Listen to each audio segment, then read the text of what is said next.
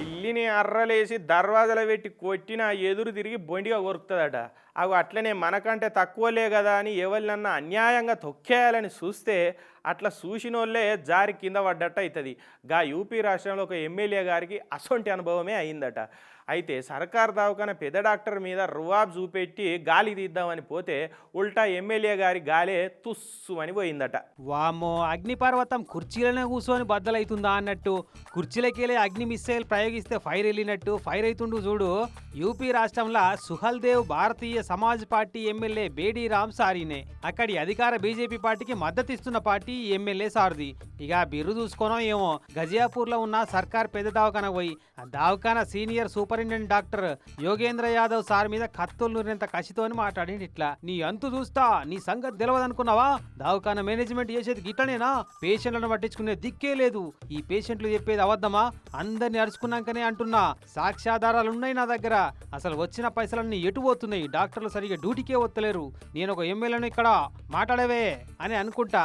Doctor sir ఏదన్నా చెప్పబోతుంటే మాట్లాడొద్దు అని రెండు దిక్కుల దబాయించుడు పెట్టిండి. గిట్లా సమాజ్వాదీ పార్టీకి సపోర్ట్ ఇస్తున్నావు కదా, వాళ్ళండ చూసుకొనే ఎగురుతున్నావు కదా అని బట్ట కాల్చి మీద అయిపోయాడు. కథం.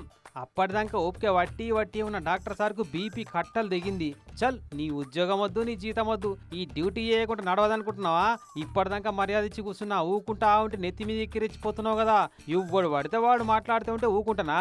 నీ అసంటి ఎమ్మెల్యేలను మస్తు మంది చూసినా. నువ్వు 5 ఏళ్ళే ఎమ్మెల్యేవు, నా సర్వీస్ 40 ఏళ్ళు. నేను రిజైన్ చేస్తున్నా, ఏం చేసుకుంటావు చేసుకోపో.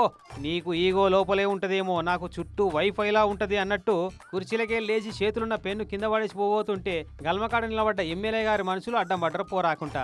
ఎవ్వడు ఆపినా ఆగేది లేదని అందరినీ దోసుకుంటా అవతలికి పోయిండు.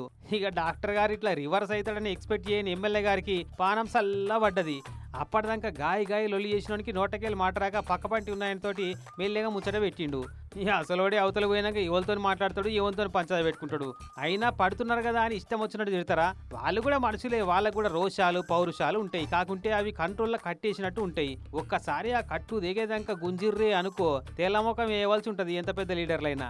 దేన్నైనా తెగేదాకా లాగొద్దన్న సంగతి తెలియకుండా నువ్వెట్లా ఎమ్మెల్యేవైనా సారు అంటున్నారట జనం. ఇంకా గమ్మత్ ముచ్చట ఏందంటే, ఈ సొక్కం పూస లెక్క నిజాయితీకి మారుపేరు లెక్క బల్లగుద్ది మాట్లాడుతున్న ఈ ఎమ్మెల్యే బేడీరామ్ గారి మీద ఇప్పటికే 9 ఎఫ్ఐఆర్లు నమోదైనాయట.